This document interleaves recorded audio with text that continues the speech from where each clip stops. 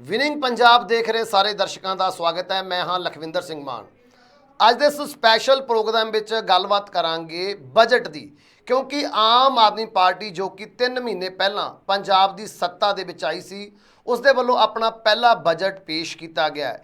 ਇਹ ਬਜਟ ਦੇ ਵਿੱਚ ਉਦਯੋਗਾਂ ਦੇ ਲਈ ਕੀ ਕੁਛ ਹੈ, ਕਿਸਾਨਾਂ ਨੂੰ ਕੀ ਰਾਹਤਾਂ ਦਿੱਤੀਆਂ ਗਈਆਂ ਨੇ ਇਸ ਬਜਟ ਦੇ ਵਿੱਚ, ਗੱਲ ਕਰਾਂਗੇ ਨਾਲ ਮੁਲਾਜ਼ਮਾਂ ਦੀ ਕਿ ਆਖਰ ਮੁਲਾਜ਼ਮਾਂ ਦੇ ਲਈ ਇਸ ਬਜਟ ਦੇ ਵਿੱਚ ਕੀ ਕੁਛ ਸੀ, ਤੇ ਨਾਲ ਹੀ ਨਾਲ ਆਮ ਲੋਕ, ਮਜ਼ਦੂਰ ਵਰਗ, ਗਰੀਬ ਤਬਕਾ, ਉਹਨਾਂ ਦੇ ਲਈ ਇਸ ਬਜਟ ਦੇ ਵਿੱਚ ਸਰਕਾਰ ਕੀ ਕੁਛ ਲੈ ਕੇ ਆਈ ਹੈ। ਕਿਉਂਕਿ ਆਮ ਆਦਮੀ ਦੀ ਪਾਰਟੀ ਦੀ ਸਰਕਾਰ ਜਦੋਂ ਤੋਂ ਸੱਤਾ ਦੇ ਵਿੱਚ ਆਈ ਹੈ, ਲਗਾਤਾਰ ਇਹ ਗੱਲ ਕਹਿੰਦੀ ਆਈ ਹੈ ਕਿ ਇਹ ਜੋ ਸਰਕਾਰ ਹੈ ਆਮ ਲੋਕਾਂ ਦੀ ਹੈ ਸਰਕਾਰ ਹੈ, ਤੇ ਆਮ ਲੋਕਾਂ ਦੇ ਲਈ ਹੀ ਕੰਮ ਕਰੇਗੀ। ਸੋ ਕਿੰਨੇ ਵੱਡੀਆਂ ਸੁਗਾਤਾਂ ਆਮ ਲੋਕਾਂ ਦੇ ਲਈ ਨੇ ਤੇ ਬਾਕੀ ਵਰਗਾਂ ਦੇ ਲਈ ਹੈ, ਇਸ ਬਾਰੇ ਚਰਚਾ ਕਰਾਂਗੇ। ਨਾਲ ਹੀ ਨਾਲ ਚਰਚਾ ਕਰਾਂਗੇ ਉਹਨਾਂ ਮੇਨ ਤੱਥਾਂ ਦੀ, ਜਿਹੜੇ ਤੱਥ ਇਸ ਬਜਟ ਦੇ ਵਿੱਚੋਂ ਨਦਾਰਦ ਰਹੇ ਨੇ, ਜਿਨ੍ਹਾਂ ਦੇ ਉੱਪਰ ਚਰਚਾ ਜ਼ਰੂਰ ਹੋਈ ਸੀ ਕਿ ਇਹ ਬਜਟ ਦੇ ਵਿੱਚ ਜ਼ਰੂਰ ਰੱਖੇ ਜਾਣਗੇ, ਲੇਕਿਨ ਆਮ ਲੋਕਾਂ ਦੀਆਂ ਉਹ ਕਿਹੜੀਆਂ ਮੰਗਾਂ ਨੇ ਜਿਹੜੀਆਂ ਇਸ ਬਜਟ ਦੇ ਵਿੱਚ ਵਿਚਾਰੀਆਂ ਹੀ ਨਹੀਂ ਗਈਆਂ, ਉਸ ਬਾਰੇ ਗੱਲਬਾਤ ਕਰਾਂਗੇ। ਤੇ ਗੱਲਬਾਤ ਕਰਨ ਦੇ ਲਈ ਮੇਰੇ ਨਾਲ ਜੁੜੇ ਹੋਏ ਨੇ ਉੱਘੇ ਅਰਥ ਸ਼ਾਸਤਰੀ ਡਾਕਟਰ ਜਤਿੰਦਰ ਸਿੰਘ ਜੀ। ਸਭ ਤੋਂ ਪਹਿਲਾਂ ਸਵਾਗਤ ਕਰਦੇ ਹਾਂ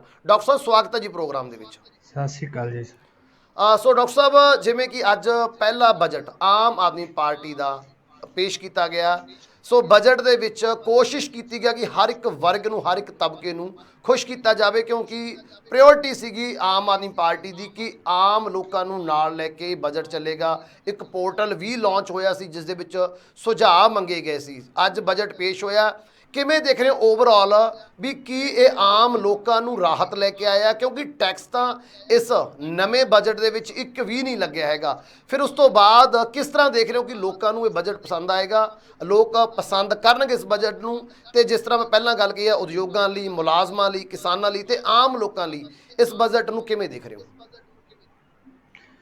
ਦੇਖੋ, ਜਿਹੜਾ ਅੱਜ ਪੰਜਾਬ ਗਵਰਨਮੈਂਟ ਨੇ ਆਪਣਾ ਬਜਟ ਪੇਸ਼ ਕੀਤਾ ਹੈ 1,55,860 ਲੱਖ ਕਰੋੜ ਦਾ, ਉਹਦੇ ਵਿੱਚ ਇਹਨਾਂ ਨੇ ਸਾਰੇ ਵਰਗਾਂ ਨੂੰ ਕੁਛ ਨਾ ਕੁਛ ਬੈਨੀਫਿਟ ਕਿਸੇ ਨਾ ਕਿਸੇ ਫਾਰਮ ਵਿੱਚ ਦੇਣ ਦੀ ਕੋਸ਼ਿਸ਼ ਕੀਤੀ ਆ। ਪਰ ਜਿਹੜਾ ਮੇਜਰ ਇਹਦੇ ਵਿੱਚ ਮੈਂ ਪਿਛਲੇ ਬਜਟਾਂ ਨੂੰ ਦੇਖਦੇ ਹੋ, ਇੱਕ ਦੇਖਦਾ ਕਿ ਐਜੂਕੇਸ਼ਨ ਤੇ ਇਹਨਾਂ ਨੇ ਔਰ ਹੈਲਥ ਤੇ ਜ਼ਿਆਦਾ ਫੋਕਸ ਕਰਨ ਦੀ ਕੋਸ਼ਿਸ਼ ਕੀਤੀ ਆ। ਜਿਹਦੇ ਵਿੱਚ ਐਜੂਕੇਸ਼ਨ ਆ, ਉਹਦੇ ਵਿੱਚ ਇਹਨਾਂ ਨੇ ਇਨਫਰਾਸਟਰਕਚਰਲ ਚੇਂਜਿਸ ਤੇ ਅਪਗ੍ਰੇਡੇਸ਼ਨ ਵਾਸਤੇ ਵਧਾਉਣ ਜਿਹੜਾ ਕਾਫੀ ਐਕਸਪੈਂਡੀਚਰ ਵਧਾਇਆ ਆ। ਸੇਮ ਇਹਨਾਂ ਨੇ ਕੀਤਾ ਕਿ ਆਪਣਾ ਹੈਲਥ ਵਾਸਤੇ ਵੀ ਕੁਝ ਹੈਲਥ ਵਾਲੀਆਂ ਜਿਹੜੇ ਉਹਨਾਂ ਨੂੰ ਅਪਗ੍ਰੇਡ ਕਰਨਾ, ਜਾਂ ਉੱਥੇ ਕਿਵੇਂ ਜਿਹੜਾ ਆ ਰੂਰਲ ਏਰੀਆ ਵਿੱਚ ਜਿਹੜਾ ਮੁਹੱਲਾ ਕਲੀਨਿਕ ਆ, ਇਹਨੂੰ ਕਿਵੇਂ ਮਤਲਬ ਐਕਸਪੈਂਡ ਕੀਤਾ ਹੈ ਹੈਲਥ ਸਰਵਿਸਿਜ਼ ਨੂੰ। ਪਰ ਜਿਹੜਾ ਇਸ ਬਜਟ ਵਿੱਚ ਆ, ਜਿੰਨਾ ਐਕਸਪੈਂਡੀਚਰ ਇਹ ਦਿਖਾ ਰਹੇ ਆ, ਉਹ ਰਿਸੋਰਸਿਸ ਕਿਵੇਂ ਮੋਬਿਲਾਈਜ਼ ਕਰਨਗੇ ਉਹਦੇ ਬਾਰੇ ਇਹਨਾਂ ਨੇ ਕੋਈ ਬਹੁਤ ਡਿਟੇਲ 'ਚ ਗੱਲਬਾਤ ਨਹੀਂ ਕੀਤੀ। ਕਿਉਂਕਿ ਪੰਜਾਬ ਵਿੱਚ ਇਸ ਟਾਈਮ ਪ੍ਰੋਮਿਸਿਸ ਦੇਣੇ ਜਿਹੜੇ ਆ ਉਹ ਇੱਕ ਸਾਈਡ ਆ, ਪਰ ਉਹਨਾਂ ਫੁੱਲਫਿਲ ਕਰਨ ਵਾਸਤੇ ਰਿਸੋਰਸਿਸ ਬੈਕਿੰਗ ਕੀ ਆ ਸਾਡੇ ਕੋਲੇ, ਉਹ ਕਿਤੇ ਕਲੀਅਰ ਨਹੀਂ ਹੈਗੀ ਬਹੁਤ ਜ਼ਿਆਦਾ। ਪੰਜਾਬ ਇੱਕ ਡੈਟ ਟ੍ਰੈਪਡ ਸਟੇਟ ਹੈ ਜਿੱਥੇ ਡੈਟ ਬਹੁਤ ਜ਼ਿਆਦਾ ਹੈ। ਇਸ ਬਜਟ ਦੇ ਅਕੋਰਡਿੰਗਲੀ 45% ਤੋਂ ਜ਼ਿਆਦਾ ਜਿਹੜਾ ਸਟੇਟ ਦੀ GSDP ਆ ਉਹਦੇ ਤੋਂ ਡੈਟ ਆ ਜੀ। ਤੇ ਡੈਟ ਦੀਆਂ ਸਰਵਿਸਿਜ਼ ਵੀ ਮਹਿੰਗੀਆਂ ਹੋ ਰਹੀਆਂ ਨੇ ਕਿਉਂਕਿ ਰੇਟ ਆਫ ਇੰਟਰਸਟ ਵੱਧ ਰਿਹਾ ਆ ਜੀ। ਸਾਡੇ ਕੋਲੇ ਹੁਣ ਦੂਸਰਾ ਜਿਹੜਾ ਵੱਡਾ ਚੈਲੰਜ ਆ GST ਦਾ ਕੰਪਨਸੇਸ਼ਨ, ਜਿਹੜਾ 14,000 ਤੋਂ 15,000 ਕਰੋੜ ਆ ਰਿਹਾ ਸੀ ਐਨੂਅਲੀ, ਉਹ ਵੀ ਖਤਮ ਹੋ ਰਿਹਾ ਸਾਡੇ ਕੋਲ 30 ਜੂਨ ਤੋਂ ਬਾਅਦ। ਇਹ ਸਾਰੇ ਚੈਲੰਜਿਸ ਵਿੱਚ ਜਿੰਨਾ ਅਸੀਂ ਅਨਾਉਂਸ ਕਰ ਰਹੇ ਹਾਂ ਕਿ ਅਸੀਂ ਇਹਨੂੰ ਕਿੱਧਰੋਂ ਪੂਰਾ ਕਰਨ ਜਾ ਰਹੇ, ਕਿੱਥੋਂ ਰਿਸੋਰਸ ਮੋਬਿਲਾਈਜੇਸ਼ਨ ਸਾਡੀ ਹੋ ਰਹੀ ਆ, ਪਹਿਲਾ ਕੁਐਸਚਨ ਉਹ ਆ ਸਟੇਟ ਵਾਸਤੇ ਨਾ ਕਿ ਜਿਹੜੇ ਇਹਨੇ ਅਨਾਉਂਸਮੈਂਟ ਕੀਤੀਆਂ ਨੇ ਉਹ ਰਿਸੋਰਸ ਬੈਕਡ ਕਿਵੇਂ ਹੋਣਗੀਆਂ, ਕਿ ਅੱਗੇ ਅਨਾਉਂਸਮੈਂਟਸ ਇੱਕ ਅਨਾਉਂਸਮੈਂਟਸ ਹੀ ਨਾ ਰਹਿ ਜਾਣ ਜੀ। ਸੈਕਿੰਡ, ਜਿਵੇਂ ਤੁਸੀਂ ਕਹਿ ਰਹੇ ਕਿ ਸਜੈਸ਼ਨਸ ਆ ਲੋਕਾਂ ਦੇ ਇਹਨਾਂ ਨੇ ਲਏ ਹੋਏ, ਬਿਲਕੁਲ ਇਹਨਾਂ ਨੇ ਮੀਟਿੰਗਸ ਵੀ ਕੀਤੀਆਂ ਨੇ ਲੋਕਾਂ ਨਾਲ, ਪੋਰਟਲ ਵੀ ਕੀਤਾ ਸੀ, ਅੰਡਰਸਟਲਿਸਟ ਨਾਲ ਵੀ, ਪਰ ਕੁਝ ਚੀਜ਼ਾਂ ਨੂੰ ਦੇਖਦਿਆਂ ਤਾਂ ਲੱਗਦਾ ਕਿ ਇਹਨਾਂ ਪਬਲਿਕ ਸਜੈਸ਼ਨਸ ਇਨਕੋਰਪੋਰੇਟ ਕੀਤੇ ਆ। ਪਰ ਇੱਕ ਜਿਹੜਾ ਬਹੁਤ ਇੰਪੋਰਟੈਂਟ ਪੁਆਇੰਟ ਆ, ਪਿਛਲੇ ਸਮੇਂ ਵਿੱਚ ਇਹਨਾਂ ਦਾ ਪ੍ਰੋਮਿਸ ਸੀ ਇਸ ਗਵਰਨਮੈਂਟ ਦਾ ਕਿ 1000 ਜਿਹੜਾ ਪਰ ਫੀਮੇਲ ਦੇਣਗੇ 18 ਸਾਲ ਤੋਂ ਉੱਪਰ ਵਾਲੀ, ਉਹਦੇ ਬਾਰੇ ਕੋਈ ਗੱਲ ਨਹੀਂ ਹੈਗੀ ਉਸ ਪਰ। ਉਹ ਵੀ ਲੋਕਾਂ ਨੇ ਸਜੈਸ਼ਨ ਆਇਆ ਸੀ, ਪਤਾ ਨਹੀਂ ਇਹ ਕਿਉਂ ਨਹੀਂ ਇਹਨਾਂ ਕਿੰਨਾ ਸਜੈਸ਼ਨ ਇਨਕਲੂਡ ਕੀਤੇ ਹੋਏ ਆ। ਸੈਕਿੰਡ ਆ ਕੁਛ ਇੰਡਸਟਰੀਜ਼ ਦੇ ਵੀ ਚੈਲੰਜਿਸ ਸੀ ਇਹੋ ਜਿਹੇ, ਜਿਵੇਂ ਕਿ ਉਹ ਚਾਹ ਰਹੇ ਸੀ ਕਿ ਉਹਨਾਂ ਨੂੰ ਆਪਣੇ ਪੰਜਾਬ ਜਿਹੜੀ ਸਟੇਟ ਆ ਇਹਦੇ ਕੁਛ ਮਤਲਬ ਡਿਸਐਡਵਾਂਟੇਜਸ ਆ ਲੈਂਡ ਲੌਕ ਹੋਣ ਕਰਕੇ, ਜਾਂ ਕਿਸੇ ਨਾ ਕਿਸੇ ਤਰ੍ਹਾਂ ਦੀ ਰॉ ਮਟੀਰੀਅਲ ਮਿਨਰਲਸ ਨਾ ਹੋਣ ਕਰਕੇ, ਕਿ ਜੀ ਕਿਵੇਂ ਆਪਣੀ ਇੰਡਸਟਰੀ ਆ ਜਿਹੜੀ ਇਹਨਾਂ ਨੂੰ ਐਟ ਪਾਰ ਵਿਦ ਅਦਰ ਸਟੇਟਸ ਲਿਆਂਦਾ ਜਾਵੇ। ਉਹਦੇ ਬਾਰੇ ਵੀ ਕੁਝ ਬਹੁਤ ਜ਼ਿਆਦਾ ਇਹਨਾਂ ਕੋਲੇ ਮਤਲਬ ਕੋਈ ਬਹੁਤ ਪ੍ਰੋਵੀਜ਼ਨਸ ਨਹੀਂ ਲੈ ਕੇ ਆਏ ਗਵਰਨਮੈਂਟ, ਕਿ ਕਿਵੇਂ ਉਸ ਇੰਡਸਟਰੀ ਨੂੰ ਕੰਪੀਟੀਟਿਵ ਬਣਾਇਆ ਜਾਵੇ। ਜੀ ਥਰਡ ਆ ਜਿਹੜਾ ਆਪਣਾ ਇੰਡਸਟਰੀ ਨੂੰ ਲੈ ਕੇ ਹੀ ਇੱਕ ਬਿਜ਼ਨਸ ਇਨਵਾਇਰਨਮੈਂਟ ਆ, ਬਿਜ਼ਨਸ ਇਨਵਾਇਰਨਮੈਂਟ ਇੰਡੈਕਸ ਜਿਹੜਾ ਆ ਜਾਂ ਈਜ਼ ਆਫ ਡੂਇੰਗ ਬਿਜ਼ਨਸ ਆ, ਇਹ ਸੈਂਟਰ ਗਵਰਨਮੈਂਟ ਵੱਲੋਂ ਜਦੋਂ ਕੱਢੇ ਜਾਂਦੇ ਉਹਦੇ ਤੇ ਪੰਜਾਬ ਜਿਹੜਾ ਪਿਛਲੇ ਸਮੇਂ ਵਿੱਚ ਇਹਦੀ ਰੈਂਕ ਨਹੀਂ ਜਾ ਰਹੀ ਆ। ਜੀ ਉਹ ਰੈਂਕਿੰਗ ਜਦ ਤੱਕ ਇੰਪਰੂਵ ਨਹੀਂ ਹੁੰਦੀ ਤਦ ਤੱਕ ਮਤਲਬ ਬਜਟ ਜਾਂ ਜਿਹੜੇ ਇਨਸੈਂਟਿਵਸ ਆ ਉਹ ਵੀ ਉਹਨੇ ਵਰਕ ਨਹੀਂ ਕਰਨਗੇ।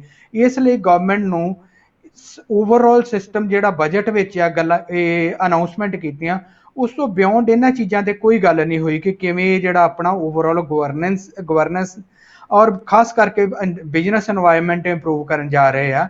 ਜਿਹੜਾ ਬਿਜ਼ਨਸ ਓਰੀਐਂਟਡ ਜਿਹੜਾ ਇੱਕ ਮਾਹੌਲ ਬਣੇ ਤਾਂ ਕਿ ਨਵੀਂ ਇੰਡਸਟਰੀ ਆਵੇ ਔਰ ਐਗਜ਼ਿਸਟਿੰਗ ਇੰਡਸਟਰੀ ਐਕਸਪੈਂਡ ਕਰੇ।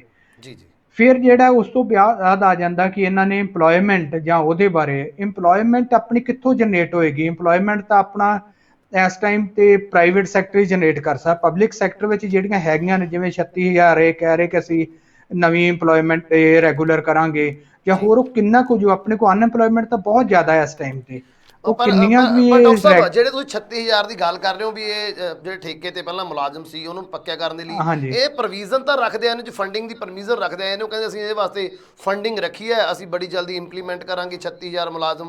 ਕੀ ਇਹ ਫਿਰ ਇੱਕ ਲੋਲੀਪੌਪ ਦਿੱਤਾ ਗਿਆ ਜਿਵੇਂ ਪਹਿਲਾਂ ਚੋਣਾਂ ਦੇ ਵਿੱਚ ਦਿੱਤਾ ਗਿਆ ਸੀਗਾ? ਇਹ ਤਾਂ ਤਦ ਤੱਕ ਦਾ ਲੋਲੀਪੌਪ ਜਦ ਤੱਕ ਰਿਐਲਿਟੀ ਨਹੀਂ ਹੁੰਦੀ ਤਦ ਤੱਕ ਦਾ ਲੋਲੀਪੌਪ ਹੀ ਆ ਨਾ। ਇਹ ਤਾਂ ਕਿਉਂਕਿ ਬੜੇ ਲੰਬੇ ਸਮੇਂ ਤੋਂ ਲਟਕਦੀ ਡਿਮਾਂਡ ਆ, ਇਹ ਜਦ ਤੱਕ ਨਹੀਂ ਇਹਨੂੰ ਰਿਐਲਿਟੀ 'ਚ ਕਨਵਰਟ ਕੀਤਾ ਲੋਲੀਪੌਪ ਹੀ ਆ। ਜੀ ਜੀ ਜੀ ਠੀਕ ਹੈ। ਔਰ ਦੂਸਰਾ ਜਿਹੜੀ ਅਸੀਂ ਗੱਲ ਇਹ ਕਰ ਰਹੇ ਸੀ ਕਿ ਪੰਜਾਬ ਦੀ ਇੰਡਸਟਰੀ ਜਿਹੜੀ ਆ ਉਹ ਮਾਈਕਰੋ ਤੇ ਸਮਾਲ ਆ। ਪੰਜਾਬ ਕੋਲ ਲਾਰਜ ਯੂਨਿਟ ਬਹੁਤ ਘੱਟ ਆ ਤੇ ਜਿਹੜੀ ਇੰਪਲੋਇਮੈਂਟ ਆ, ਇੰਪਲੋਇਮੈਂਟ ਸਰਕਾਰੀ ਸੈਕਟਰ ਵਿੱਚ ਜਾਂ ਇਹਨਾਂ ਵਿੱਚ ਕਿੰਨੀ ਕੁ ਜਨਰੇਟ ਕਰ ਪਾਊਗੀ ਗਵਰਨਮੈਂਟ। ਜਿੰਨਾ ਸਾਡੇ ਕੋਲ ਅਨਐਮਪਲੋਇਡ ਯੂਥ ਆ ਉਹਨਾਂ ਨੂੰ ਕਿਸੇ ਵੀ ਤਰ੍ਹਾਂ ਜਦੋਂ ਤੱਕ ਇੰਡਸਟਰੀ ਨਹੀਂ ਸਟਰੋਂਗ ਹੁੰਦੀ ਅਸੀਂ ਉਹਨਾਂ ਨੂੰ ਇੰਪਲੋਇਮੈਂਟ ਨਹੀਂ ਦੇ ਸਕਦੇ। ਇਸ ਲਈ ਇਹਨਾਂ ਨੂੰ ਇੰਡਸਟਰੀਅਲ ਸੈਕਟਰ ਜਿਹੜਾ ਆ ਜਿਹੜੀ ਸਾਡੇ 24% ਦੇ ਆਸ-ਪਾਸ GSDP ਨੂੰ ਕੰਟਰੀਬਿਊਟ ਕਰ ਰਿਹਾ ਉਹਨੂੰ ਸਟਰੈਂਥਨ ਕਰਨ ਦੀ ਲੋੜ ਹੈ, ਉਹਨੂੰ ਅਪਗ੍ਰੇਡ ਕਰਨ ਦੀ ਲੋੜ ਹੈ। ਕਿਉਂਕਿ ਸਾਡੇ ਜਿਹੜੀ ਇੰਡਸਟਰੀ ਆ ਉਹ ਸਮਾਲ ਆ, ਸਮਾਲ ਇੰਡਸਟਰੀ ਕੰਪੀਟ ਨਹੀਂ ਕਰ ਪਈ ਅੱਜ ਦੇ ਸਮੇਂ ਵਿੱਚ। ਇੰਟਰਨੈਸ਼ਨਲ ਕੰਪੀਟੀਸ਼ਨ ਆ, ਨਾ ਕਿ ਲੋਕਲ ਜਾਂ ਅਸੀਂ ਸਟੇਟ ਦਾ ਜਾਂ ਨੈਸ਼ਨਲ ਲੈਵਲ ਦਾ ਹੈ, ਇੰਟਰਨੈਸ਼ਨਲ ਹੈ। ਇਹਨਾਂ ਨੂੰ ਇੱਕ ਕਰਨਾ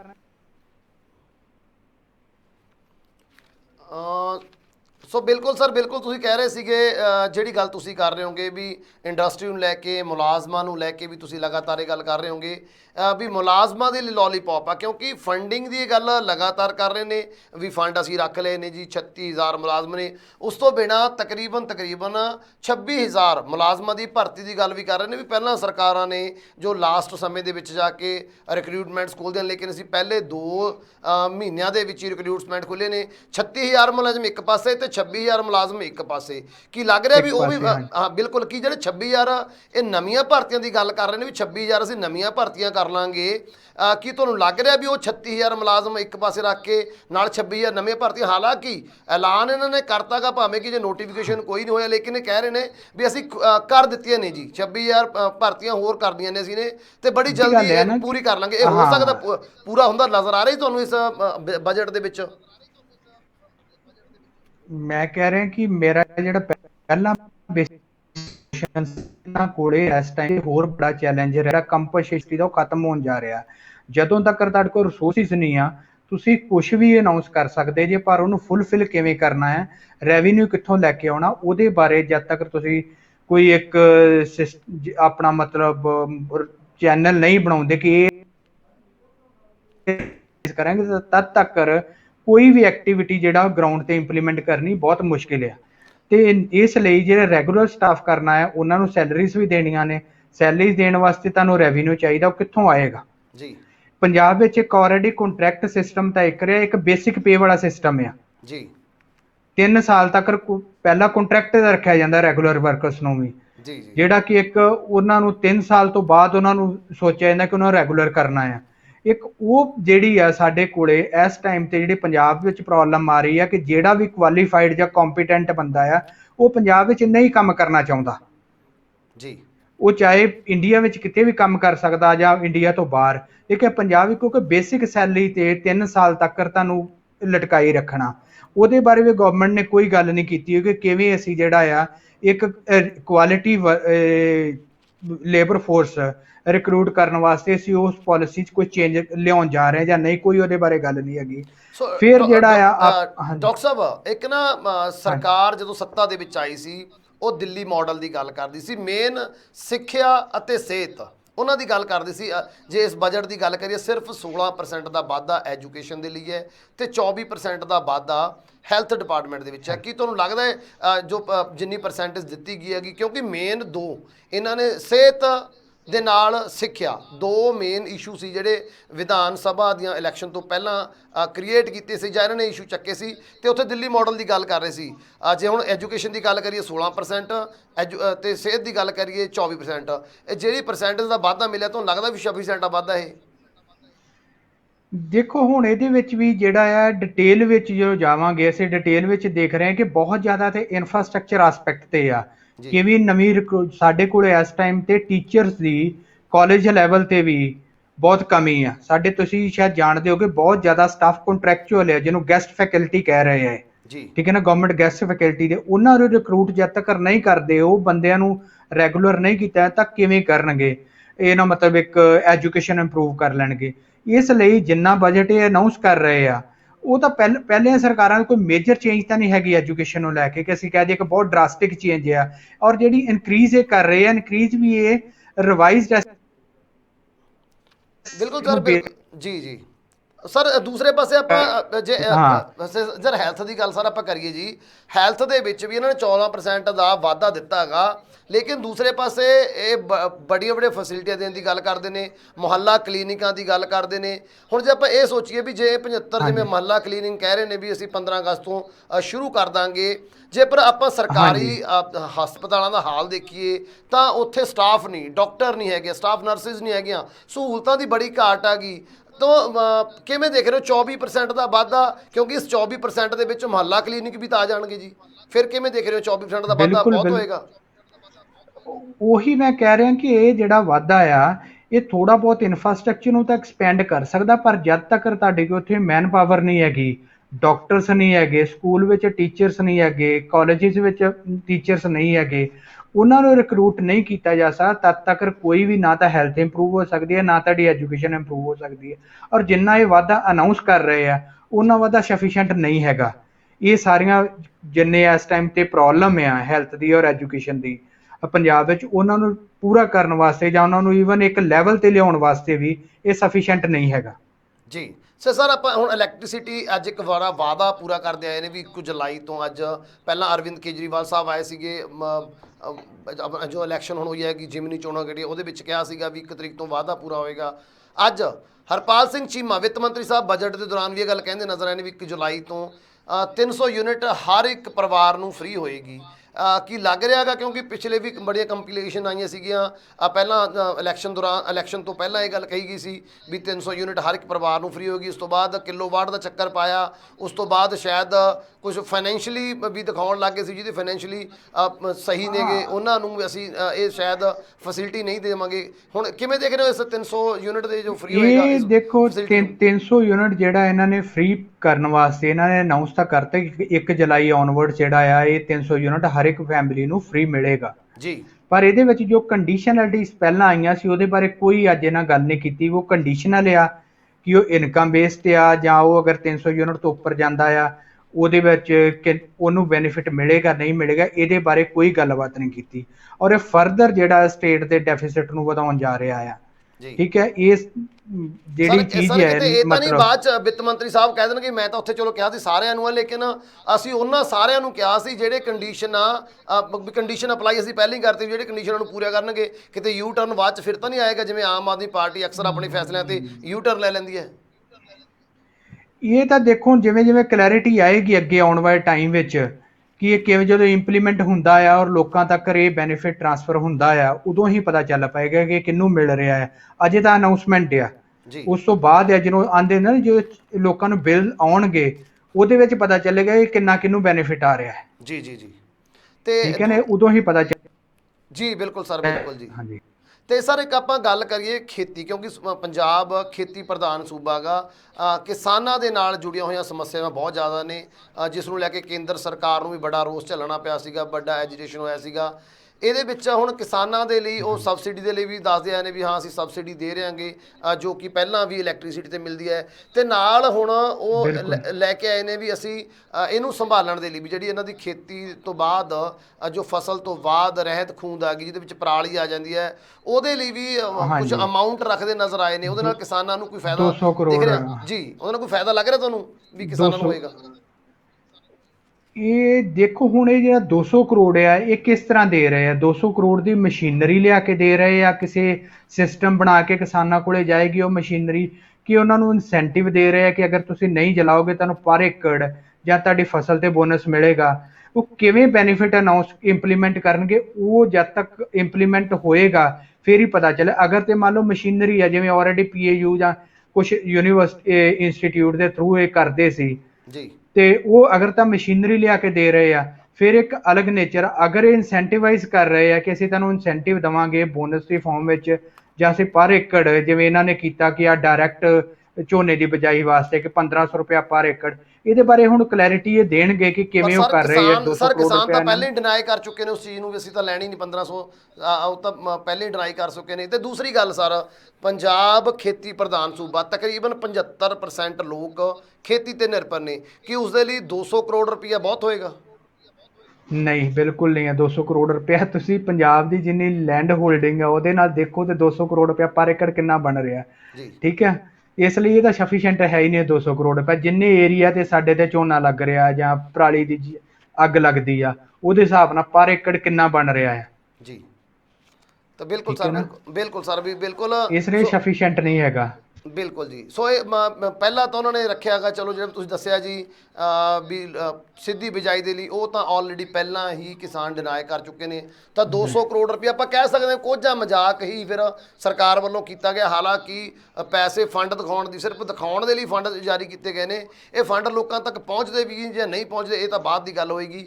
ਸੋ ਪਰ ਸਰ ਜਿਵੇਂ ਇਹਨਾਂ ਨੇ ਪਰਸੈਂਟੇਜ ਦਿੱਤੀ ਹੈਗੀ, ਜੋ ਆਪਾਂ ਆਪਣੇ ਹੈਲਥ ਰਿਸਰਚ ਦੀ ਗੱਲ ਕਰੀਏ, ਐਜੂਕੇਸ਼ਨ ਦੀ ਗੱਲ ਕਰੀਏ, ਉਹਦੇ ਵਿੱਚ ਅੱਗੇ ਦਿਖਾਤਾ ਵੀ ਸੀ ਇੰਨੇ % ਵਾਧਾ ਦੇ ਰਹੇ ਹਾਂਗੇ। ਪੈਸੇ ਦਿਖਾਤੇ ਵੀ ਸੀ ਇੰਨਾ ਬਜਟ 155 ਲੱਖ ਕਰੋੜ ਦਾ ਬਜਟ ਤਾਂ ਦਿੱਤਾ ਵੀ ਅਸੀਂ ਇੰਨੇ ਪੈਸੇ ਇਨਵੈਸਟ ਕਰ ਰਹੇ ਹਾਂ, ਅੰਕੜੇ ਦਿੱਤੇ ਜੀ ਉਹਨਾਂ ਨੇ। ਲੇਕਿਨ ਕਿਤੇ ਵੀ ਸਰਕਾਰ ਜਾਂ ਫਿਰ ਵਿੱਤ ਮੰਤਰੀ ਇਹ ਵੀ ਰੈਵਨਿਊ ਆਏਗਾ ਕਿੱਥੋਂ ਉਸ ਬਾਰੇ ਕਲੀਅਰ ਕਰਦੀ ਨਜ਼ਰ ਨਹੀਂ ਆਈ। ਕਿਉਂਕਿ ਮਾਈਨਿੰਗ ਨੂੰ ਲੈ ਕੇ ਜਿਸ ਤਰ੍ਹਾਂ ਪਹਿਲਾਂ 20,000 ਕਰੋੜ ਰੁਪਏ ਦੀ ਗੱਲ ਹੁੰਦੀ ਸੀ, ਹਮੇਸ਼ਾ ਹੀ ਅਰਵਿੰਦ ਕੇਜਰੀਵਾਲ ਜਾਂ ਪੰਜਾਬ ਸਰਕਾਰ ਨਾਲ ਰਿਲੇਟਡ ਜਿਹੜੇ ਕਿ ਇਲੈਕਸ਼ਨ ਤੋਂ ਪਹਿਲਾਂ ਸਾਰੇ ਜਿੰਨੇ ਵੀ, ਚਾਹੇ ਭਗਵੰਤ ਮਾਨ ਜੀ ਸੀਗੇ ਜਾਂ ਉਹਨਾਂ ਦੇ ਹੋਰ ਵੱਡੇ ਲੀਡਰ ਸੀਗੇ, ਉਹ 20,000 ਕਰੋੜ ਦੀ ਗੱਲ ਕਰਦੇ ਸੀ ਵੀ ਉਹ ਤੁਹਾਡੀ ਜੇਬ ਦੇ ਵਿੱਚ ਪਿਆ ਗਾ, ਅਸੀਂ ਜਾਂਦੀ ਕੱਢ ਲੈਣਾ ਗਾ। ਲੇਕਿਨ ਅੱਜ ਮਾਈਨਿੰਗ ਤੋਂ ਚੁੱਪ ਵੱਟੀ ਨਜ਼ਰ ਆਏ। ਕੀ ਕਾਰਨ ਸੀ ਕਿ ਮਾਈਨਿੰਗ ਬਾਰੇ ਅੱਜ ਗੱਲ ਹੀ ਨਹੀਂ ਹੋਈ ਕੋਈ? ਮਾਈਨਿੰਗ ਬਾਰੇ ਜਿਹੜੀ ਆ ਇਹ ਸਾਰਾ ਹੁਣ ਇਹਨਾਂ ਅਨਾਉਂਸ ਕੀਤਾ ਜਿਹੜਾ 600 ਕੁਛ ਕਰੋੜ ਰੁਪਇਆ ਆ। ਜੀ ਠੀਕ ਹੈ ਨਾ, ਜਿਹੜਾ 20,000 ਕਰੋੜ ਰੁਪਏ ਤੁਸੀਂ ਗੱਲ ਕਰ ਰਹੇ ਲਾਸਟ ਤੇ ਆ ਰਿਹਾ ਇਹ ਬਜਟ ਡਾਕੂਮੈਂਟ ਦੇ 600 ਸਮਥਿੰਗ ਕਰੋੜ, ਜਿਹੜਾ ਇਹ ਸਾਰਾ ਉਤੋਂ ਮਾਈਨਿੰਗ ਦਾ ਦੱਸ ਰਹੇ ਆ।